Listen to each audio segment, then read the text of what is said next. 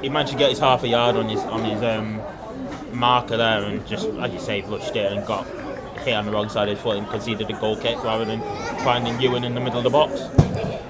It's one of them. He did the harder of the two, didn't he? He evaded the challenge of the defender and got that extra bit of a yard to try and find something.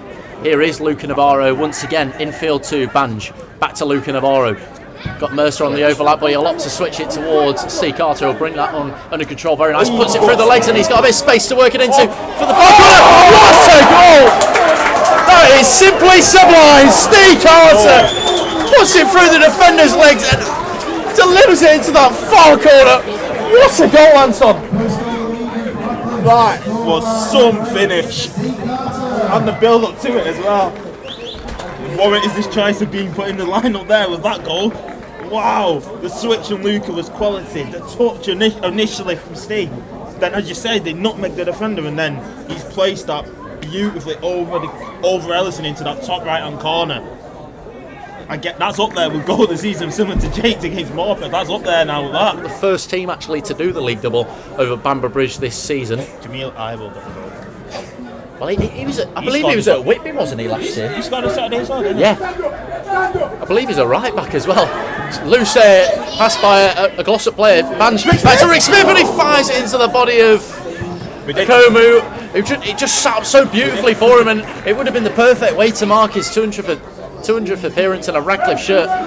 We did say earlier on that if Rick Smith did get the chance to shoot from outside the box, we imagine he'll go for it.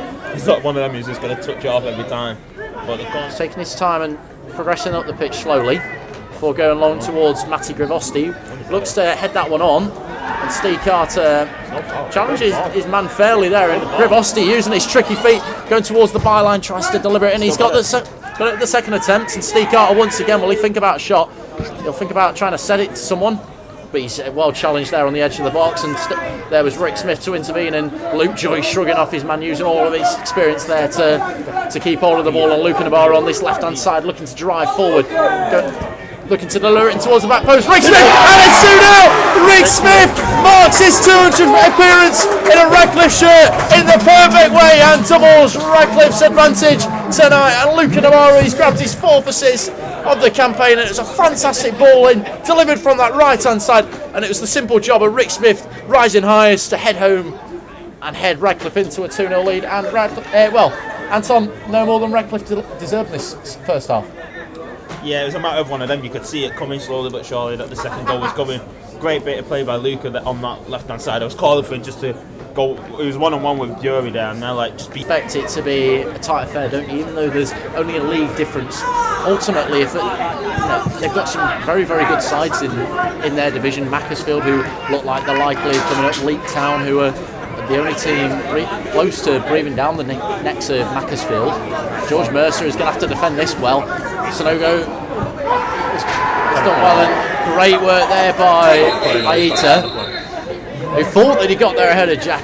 Jack McIntyre, but clear as day, Jack McIntyre's got the touch on the ball, especially when the momentum does shift completely, doesn't it? When you just conceded as well. We think back to the Lancaster game where ultimately saw us drop all the points on that day, but we were able to hold on.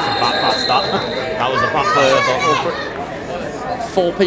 four players in orange outside the area, but the rest of the bodies in the penalty area for both Radcliffe and Glossop. We await the whistle and wait to see the damage of this one.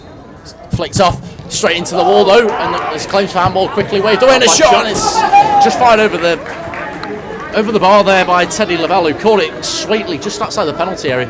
Got his body around it quite nicely and opened his body, and it looked like he just got the bend on the ball, didn't he? Really got the flight of the ball as well. Back, 𝗦𝗲𝘀𝗀𝗃𝗀 will take it on his left foot, and it comes now. It's not a bad delivery, but it's away by Rick Smith here.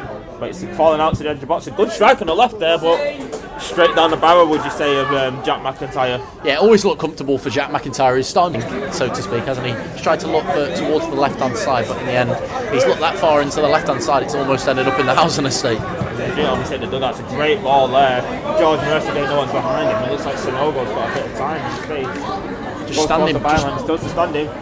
Important hand by McIntyre. He makes a good save. The strike. It's over the bar from Glossop. I can't tell who struck it. It's the number 3. It's the left back, 𝗦𝗲𝘀𝗀𝗃𝗀𝗃 there, who probably feels disappointed and hit the net there with that one. Well, Jack McIntyre's got a crucial touch on it, and you expect him to dive onto the ball and relieve the pressure throw-in for Radcliffe on the right-hand side, and he's taken his time in gathering this one.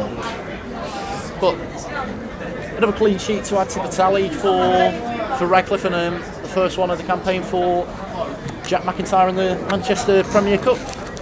So it's a full-time whistle. Radcliffe hold on and keep the 2-goal cushion that they worked so well in the opening exchanges, and the games are still ongoing.